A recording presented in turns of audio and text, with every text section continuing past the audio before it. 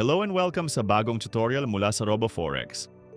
Today, tuturuan namin kayo kung paano palitan ng phone number kung hindi pa ito na-verify dati.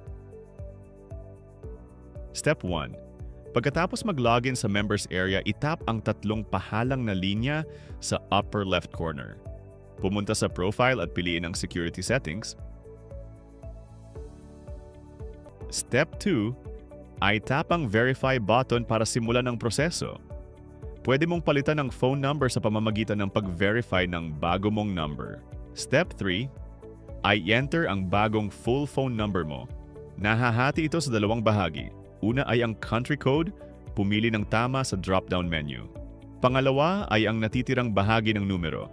Siguraduhin hindi mo isasama ang country code sa field na ito. Pagkatapos, itap ang confirm. Step 4. Makakatanggap ka ng SMS na may confirmation code sa number na ibinigay mo. I-enter ang code sa tamang field at itap ang confirm. Step 5. Isara ang pop-up message at i-check ang status ng phone verification. Na-update na ang bago mong phone number matapos itong ma-verify. Congratulations! Ngayon, alam mo na kung paano palitan ng phone number kung hindi pa ito na-verify gamit ang mobile.